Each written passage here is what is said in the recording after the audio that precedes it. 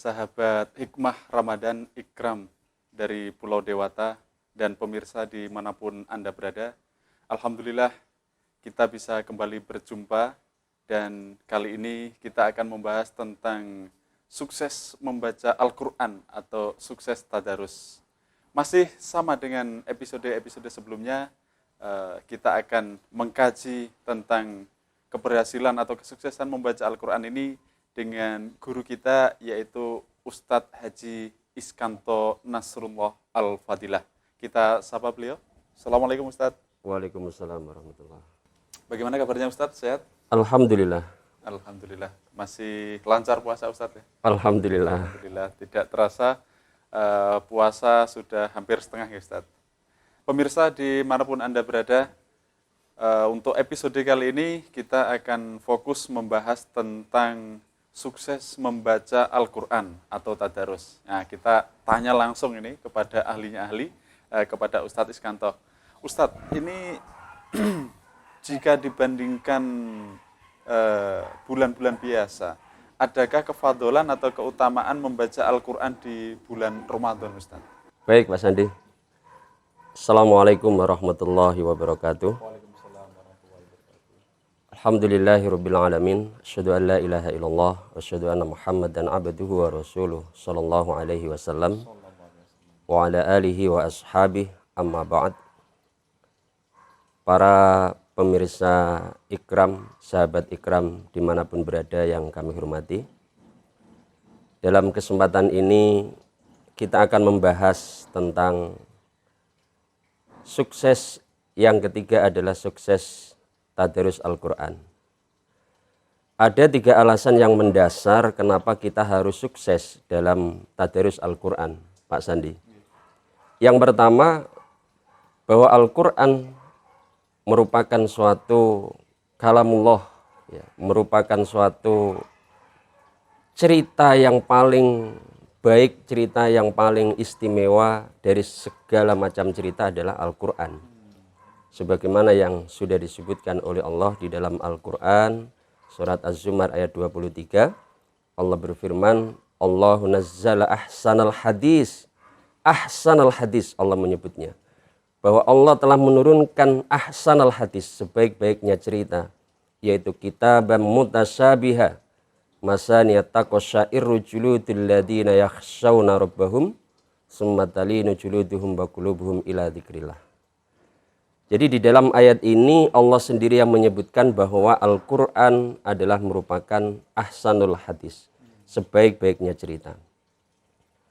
Yang kedua, bahwa Al-Quran ini juga merupakan suatu kenikmatan Allah, anugerah Allah yang paling istimewa yang diberikan oleh Allah kepada Nabi Muhammad dan umatnya. Sebagaimana dalam sabdanya Rasulullah SAW bersabda, Al-Qur'anu ahabbu ilallah minas samawati wal ard wa man fihinna. Bahwa Al-Qur'an itu lebih dicintai oleh Allah, lebih disenangi oleh Allah daripada ciptaan Allah berupa langit, bumi, bahkan semua isinya. Maka bisa dikatakan bahwa Al-Qur'an ini merupakan kenikmatan yang agung, kenikmatan yang istimewa.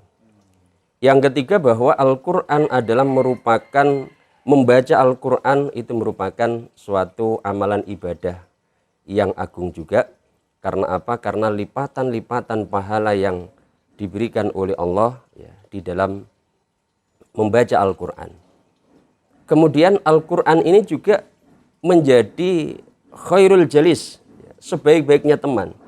Teman yang paling baik, teman yang paling setia dalam kehidupan kita sesungguhnya adalah Al-Quran. Kenapa demikian? Karena Al-Quran bisa menjadi teman kita tidak hanya di dunia, bahkan nanti sampai di akhirat.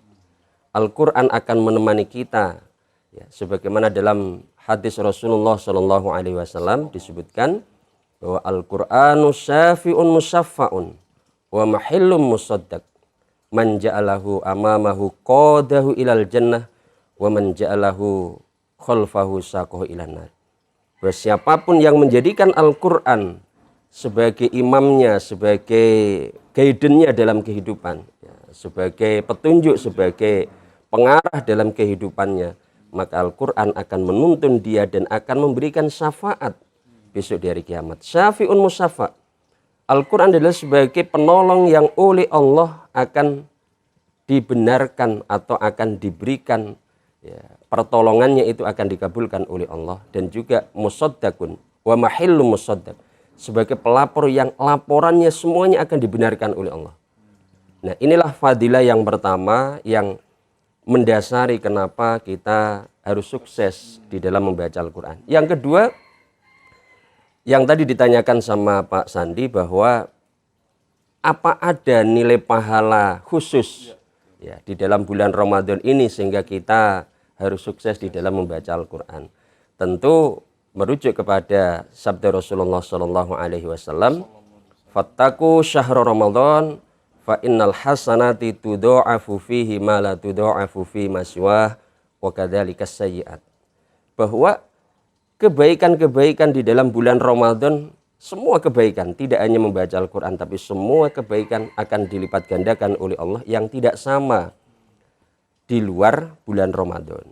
Kalau di luar bulan Ramadan orang membaca Al-Quran satu huruf, ya, man qura'a harfan min kitabillah falahu bi hasanah wal hasanatu bi asyri amsalihha, la aqulu alif lam mim harfun walakin alifun harfun wa lamun harfun wa mimun harfun.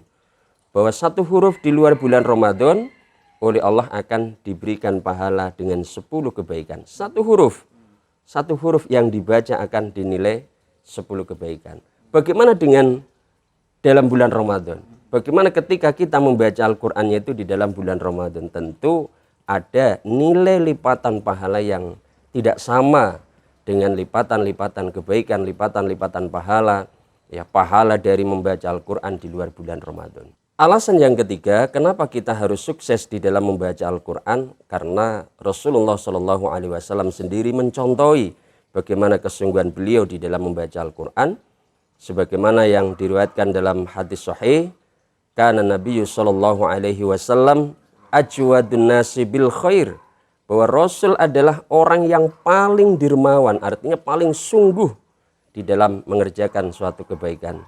Wa kana ajwatu ma yakunu fi Ramadan khina yalqahu Jibril wa kana Jibrilu alaihi salam yalqahu kulla lailatin fi Ramadan hatta yansalikha. Bahwa kesungguhan Nabi adalah ketika dia selalu didatangi oleh malaikat Jibril, maka Nabi mempersungguh dalam membaca Al-Quran. Padahal Jibril hadir datang kepada Nabi dalam setiap saat, dalam setiap malam di dalam bulan Ramadan dari awal sampai akhir.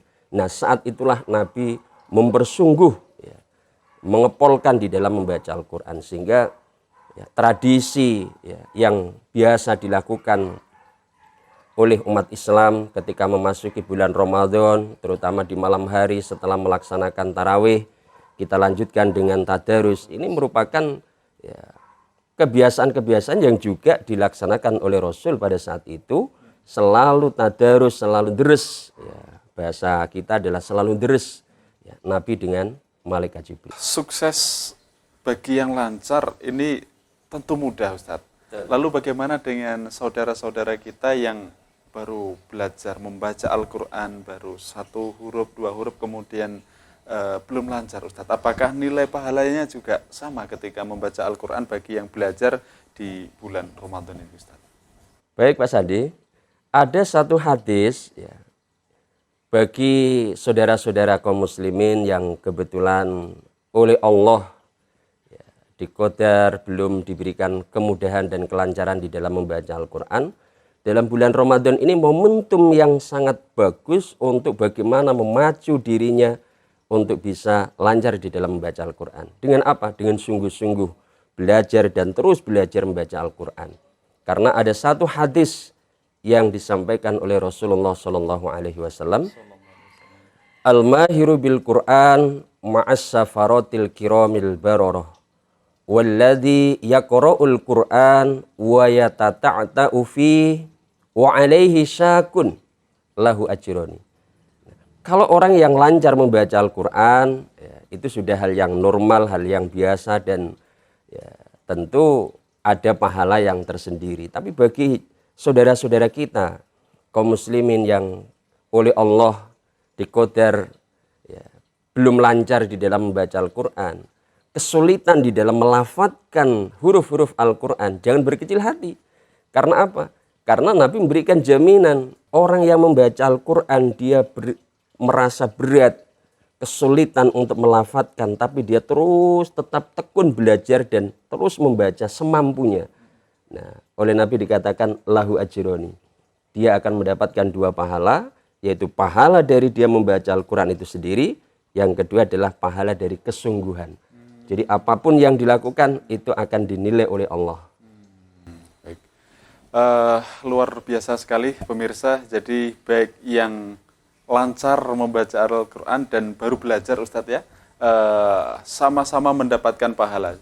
Bahkan bagi yang baru belajar membaca Al-Quran tadi, ada 2 pahala, 1 pahala membaca Al-Quran, yang kedua adalah pahala kesungguhannya. Betul. Luar biasa sekali. Pertanyaan yang terakhir ini Ustadz, Yeah. bagi yang sudah lancar sekarang, ingin mengkatamkan Al-Quran di dalam bulan Ramadan, satu Quran ini 30 juz ini bisa khatam, ada tips atau cara-cara jitu Ustadz agar bisa khatam Quran dalam 1 bulan Ramadan? Baik Pak Sandi, tentu kita berusaha bagaimana supaya sukses di dalam tadarus Al-Quran. Target kita adalah khatam 30 juz dalam 1 bulan. Ya, khatam seluruhnya dalam 1 bulan, ini tentu ada upaya bagaimana kita untuk bisa menghatamkan. Ada satu hal yang ingin saya sampaikan sebelumnya untuk menjadi perhatian kita semua bagi saudara-saudara kita yang punya target untuk menghatamkan Al-Quran, sangat bagus sekali. Tapi ada satu peringatan dari Rasulullah SAW agar membaca Al-Quran dengan benar dan sesuai dengan kaidah dalam ilmu tajwid. Tidak boleh target itu kemudian mengabaikan tata cara membaca. Itu yang pertama. Karena Allah memerintahkan dalam membaca Al-Quran harus tartil. Warattilil Qur'ana tartila. Harus membaca dengan tartil. Ancaman dari Rasulullah SAW, laisa minna man lam yataghanna bil Qur'an. Bukan golonganku Nabi, bukan kebiasaan ya, orang Islam, yaitu orang yang tidak mendengungkan di dalam membaca Al-Quran. Artinya apa? Membaca Al-Quran itu dengan kaidah yang benar. Yang berikutnya adalah target boleh, ya, tapi tidak boleh melebihi target dari Rasulullah SAW. Apa itu target yang ditentukan oleh Nabi? Bahwa tidak boleh menghatamkan Al-Quran kurang dari 3 hari. Ada seorang sahabat namanya Abdullah bin Amr bertanya kepada Nabi, fi kam akra'ul Quran, dalam berapa hari ya, batasan saya harus menyelesaikan Al-Quran. Kata Nabi, dalam 1 bulan. 1 bulan cukup 1 kali khatam. Lalu dia menyampaikan, saya mampu Nabi, lebih cepat daripada itu. Kata Nabi, fi sab'in, di dalam 7 hari. Masih kurang lagi, dia masih minta keringanan lagi. Bisakah lebih cepat lagi Nabi? Nabi membatasi, la yafqahu man qara'al Qur'an fi aqalla salasin.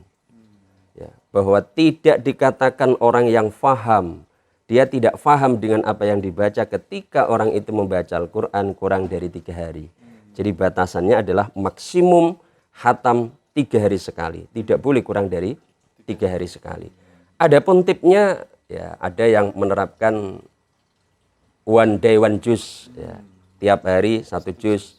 Ya, monggo silahkan, tentu masing-masing kaum muslimin ya, mempunyai keterbatasan dan juga mempunyai cara-cara yang tersendiri. Yang jelas bahwa Al-Quran 30 juz, 1 juznya terdiri dari 10 lembar, 20 halaman. Itu tinggal dibagi dalam 1 harinya. Kalau misalkan dalam 30 hari khatam 1 kali, maka setiap harinya harus 1 juz. 1 juz dibagi ya, berapa kali atau berapa banyak dia harus menyelesaikan. Bisa setiap sebelum dan sesudah sholat wajib 5 waktu, 10 lembar ya, bisa diselesaikan. Sebelum sholat 1 lembar, setelah sholat 1 lembar, 2 lembar, setelah setiap sholat 5 waktu. Insya Allah dengan demikian akan bisa tercapai ya target ya untuk menyelesaikan dan menghatamkan Al-Quran dalam 1 bulan. Luar biasa. Alhamdulillah, jazakallahu khairah Ustaz Amin, atas amin. penjelasannya luar biasa. Jadi para pemirsa sahabat Ikram Hikmah Ramadan, baru saja kita mendapatkan penjelasan dari guru kita tentang kesuksesan untuk membaca Al-Quran atau tadarus selama bulan puasa.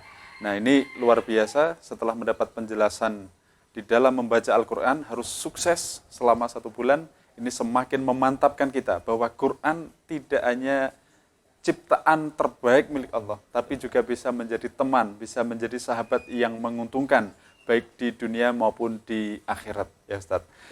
Selanjutnya kita akan kembali ke episode selanjutnya, yaitu membahas tentang sukses Lailatul Qadar. Nah, kita akhiri dulu episode kali ini, dan sekali lagi saya beserta Ustadz Aziz Kanto mengucapkan terima kasih. Alhamdulillah, jazakumul khairah. Assalamualaikum warahmatullahi wabarakatuh. Waalaikumsalam warahmatullahi